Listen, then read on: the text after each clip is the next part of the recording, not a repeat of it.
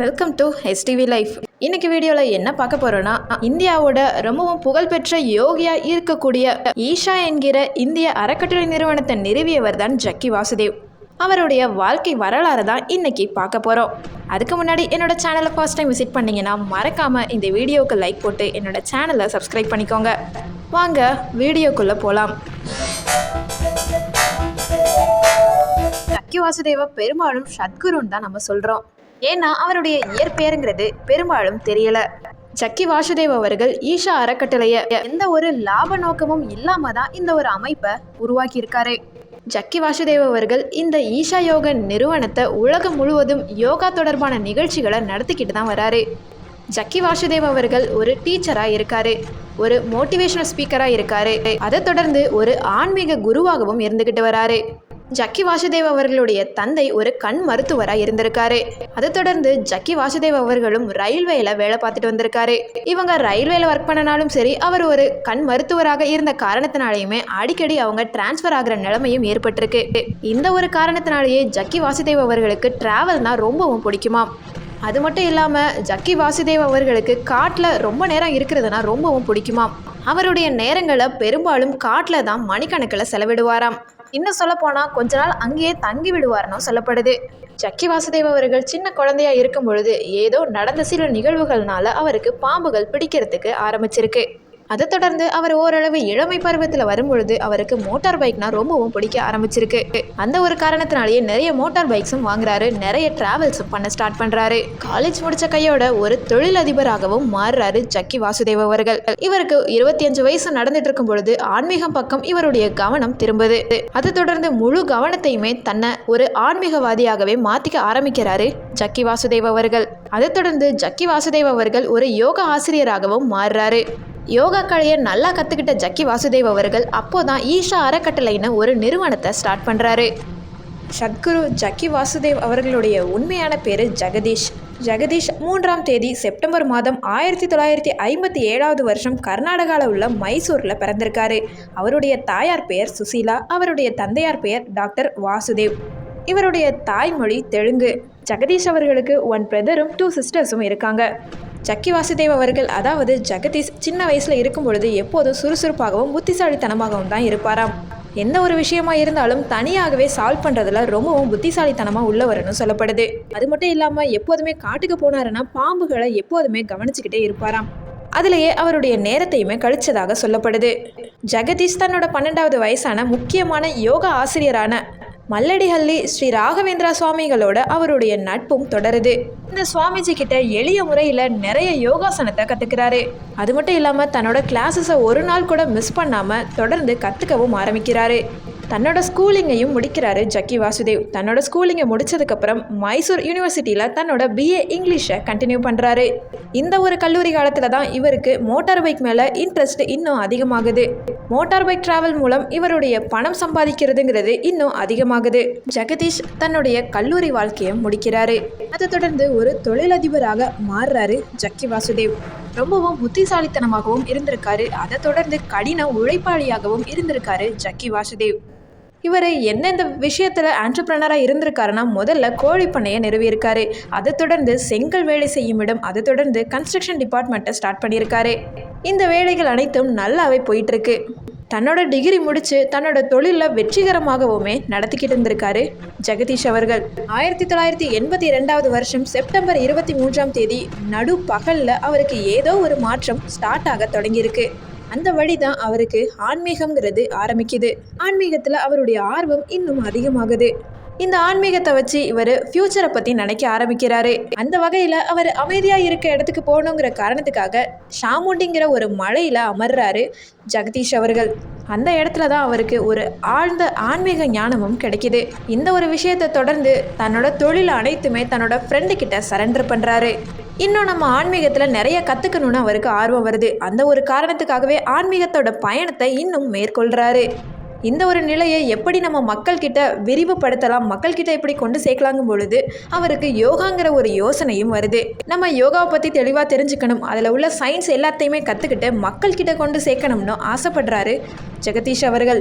ஜக்கி வாசுதேவ் அவர்கள் யோகா கிளாஸை எப்படி ஸ்டார்ட் பண்ணாரு? 1983 வருஷத்துல மைசூர்ல தன்னோட யோகா வகுப்பை ஸ்டார்ட் பண்ணியிருக்காரு. ஜக்கி வாசுதேவ் அவர்கள் தன்னோட முதல் வகுப்புல 7 பேர் தான் யோகா கிளாஸ்ல இருந்தாங்களாம். எந்த ஒரு வருத்தமும் தெரிவிக்காம அதை நல்லபடியா முடிக்கிறாரு. இவருடைய திறமையை பார்த்து நிறைய பேர் யோகா கிளாஸ்ல ஜாயின் பண்றாங்க. இந்த ஒரு வளர்ச்சியை தொடர்ந்து ஹைதராபாத், அது மட்டும் இல்லாம கர்நாடகால நிறைய யோகா கிளாஸஸையுமே ஸ்டார்ட் பண்றாரு. இன்னும் முக்கியமா சொல்ல போனா இதை ஒரு சர்வீஸா தான் பண்ணிட்டு இருந்திருக்காரு. அந்த ஒரு காரணத்துக்காக எந்த ஒரு ஃபீஸையுமே யார்கிட்டையுமே வாங்காம இருந்திருக்காரு. அதுக்கான செலவுகளை தன்னோட கோழி பண்ணையில இருந்து வரக்கூடிய வருமானத்தை வச்சுதான் நடத்திக்கிட்டு இருந்திருக்காரு. அதை தொடர்ந்து தான் 1992 வருஷம் ஜக்கி வாசுதேவ் அவர்கள் ஈஷா யோகாங்கிற ஒரு பெயரில் யோகா நிகழ்ச்சிகளை நடத்துகிற ஒரு நிறுவனத்தை ஆரம்பிக்கிறாரு. ஸ்டார்டிங் ஸ்டேஜில் எந்த ஒரு லாப நோக்கமும் இல்லாமல் தான் இந்த ஆன்மீக அமைப்பான ஈஷா அறக்கட்டளைங்கிறது ஸ்டார்ட் பண்ணப்பட்டிருக்கு. அதை தொடர்ந்து தமிழ்நாட்டில் கோயம்புத்தூரில் ஸ்டார்ட் பண்ணுறாங்க. இங்கே ஸ்டார்ட் பண்ண சில வருஷங்கள்லேயே ரொம்பவும் ஃபேமஸ் ஆகுது ஈஷா யோகா.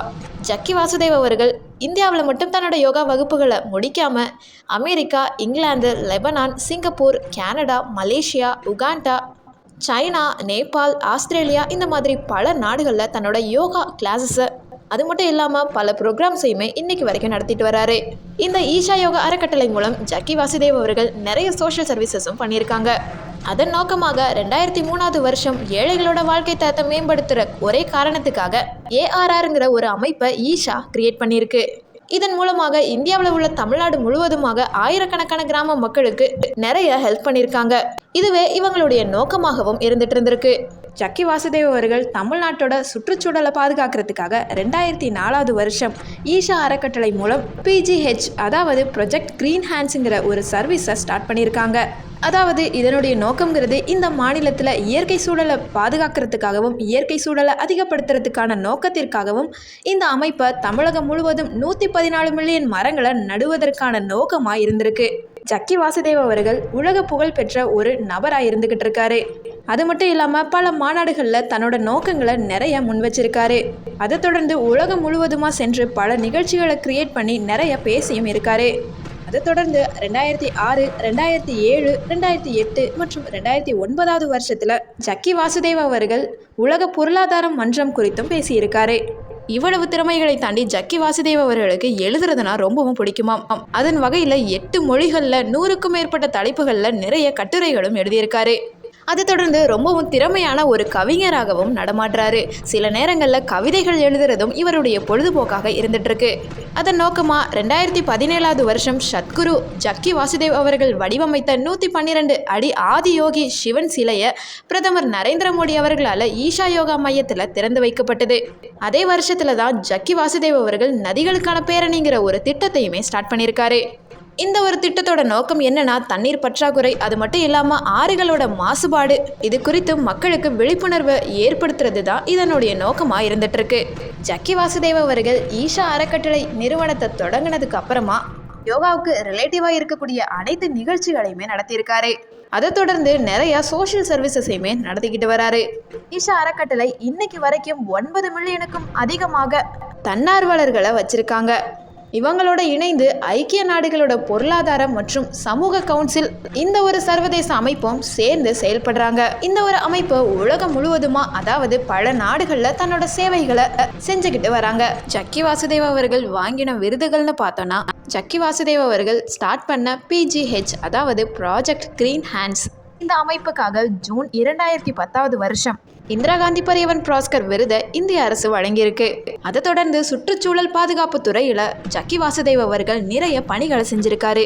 அதை தொடர்ந்து சுற்றுச்சூழலை பாதுகாக்கிறதுக்காக மக்களுக்காக நிறைய விழிப்புணர்வையுமே ஏற்படுத்தியிருக்காரு. இந்த ஒரு காரணத்துக்காக தி இந்தியன் எக்ஸ்பிரஸ் 2017 சக்தி வாய்ந்த மனிதர்களில் ஜக்கி வாசுதேவ் அவர்கள் முக்கியமான ஒருவராக பட்டியலிடப்பட்டிருக்காரு. அது மட்டும் இல்லாமல் அதை தொடர்ந்து ஆன்மீக துறையில் ஜக்கி வாசுதேவ் அவர்களுடைய பங்குங்கிறது ரொம்பவும் அதிகமாகவே இருந்திருக்கு. அந்த ஒரு காரணத்துக்காக 2017 வருஷம் இந்திய அரசின் மரியாதைக்குரிய பத்ம விபூஷன் விருது ஜக்கி வாசுதேவ் அவர்களுக்கு வழங்கப்பட்டிருக்கு. இது தொடர்ந்து 2019 வருஷம் இந்தியா டுடேவில் 50 சக்தி வாய்ந்த மனிதர்களில் ஜக்கி வாசுதேவ் அவர்களுடைய பெயருமே இடம்பெற்றிருந்திருக்கு. ஜக்கி வாசுதேவ் அவர்களுடைய பர்சனல் லைஃப்னு பார்த்தோன்னா, ஜக்கி வாசுதேவ் 1984 வருஷம் விஜயகுமாரிங்கிற ஒருத்தவங்களை திருமணம் பண்ணியிருக்காரு. அவங்களுக்கு ராதேங்கிற ஒரு மகளும் இருக்காங்க. ஆனால் 1997 வருஷம் அவருடைய மனைவியான விஜயகுமாரி அவர்கள் கடவுள்கிட்ட சரணம் அடைஞ்சு மறைஞ்சதா சொல்லப்படுது. இந்த ஒரு விஷயம் இன்னைக்கு வரைக்கும் மர்மமாக தான் இருந்துட்டு இருக்கு. ஜக்கி வாசுதேவ் அவர்களுடைய மகளான ராதை அவர்கள் பரதநாட்டிய கலைஞராக இருந்துட்டு இருக்காங்க. இவங்க 2014 வருஷம் ஜக்கி ஆசிரமத்தில் இருக்கக்கூடிய சந்தீப் நாராயணன் அவர் ஒரு பாடகராக இருக்காரு. அவங்கள திருமணம் பண்ணியிருக்காங்க. இவ்வளவு சர்வீசஸ் பண்ணியிருந்தாலும் இவ்வளவு திறமைகளை இருந்தாலும் ஜக்கி வாசுதேவ் அவர்களையுமே இந்த சர்ச்சைகள் விட்டு வைக்கல. கோயம்புத்தூர்ல இருக்கக்கூடிய ஈஷா மையத்தோட தலைமையகம் காடுகளை அழிச்சு காடுகளை ஆக்கிரமிச்சு கட்டப்பட்டதா இந்த ஒரு சர்ச்சை எழுந்திருக்கு. அது மட்டும் இல்லாம பசுமை தீர்ப்பாயத்திடம் கிட்ட எந்த ஒரு பெர்மிஷன் வாங்கலைன்னு தமிழக அரசு தெரிவிச்சிருக்கு. காடுகளை அழிச்சு ஜக்கி வாசுதேவ் அவர்கள் ஈஷா மையத்தை தொடங்கின காரணத்தினால தமிழக வழக்குகளை நிறைய எதிர்கொண்டதாகவும் சொல்லப்படுது. அது மட்டும் இல்லாம நிறைய வழக்குகள் கிடப்பில் இருக்கிறதாகவும் சொல்லப்படுது. இந்த மாதிரி பல சர்ச்சைகளுக்கு ஆளானாலுமே நிறைய சர்வீசஸையுமே பண்ணிக்கிட்டு தான் வராரு. அதை தொடர்ந்து ஜக்கி வாசுதேவ் எழுதின சில புத்தகங்கள்னு பார்த்தோம்னா அத்தனைக்கும் ஆசைப்படு, செய்யாதே, மூன்றாவது கோணம், உனக்காகவே ஒரு ரகசியம், கொஞ்சம் அமுதம் கொஞ்சம் விஷம், 1000 ஜன்னல், ஆனந்த அலை, ஆசைப்படு அடைந்துவிடு, ஞானத்தின் பிரம்மாண்டம், குரு தந்த குரு, இந்த மாதிரி பல புத்தகங்களுக்கு குருவாகவும் இருந்துட்டு இருக்காரு. நீங்க ஜக்கி வாசுதேவ் அவர்களை பற்றி என்ன நினைக்கிறீங்கன்றதை என்னோட கமெண்ட் பாக்ஸ்ல சொல்லுங்க. இந்த வீடியோ உங்களுக்கு பிடிச்சிருக்கும்னு நினைக்கிறேன். இந்த வீடியோ உங்களுக்கு பிடிச்சிருந்துச்சுன்னா லைக் பண்ணுங்க, ஷேர் பண்ணுங்க. மறக்காம என்னோட சேனலை ஃபர்ஸ்ட் டைம் விசிட் பண்ணீங்கனாலோ இந்த சேனலை சப்ஸ்கிரைப் பண்ணாம பார்த்துக்கிட்டு இருந்தீங்கனாலோ என்னோட சேனலை சப்ஸ்கிரைப் பண்ணிக்கோங்க. தேங்க்யூ ஸோ மச் ஃபார் வாட்சிங்.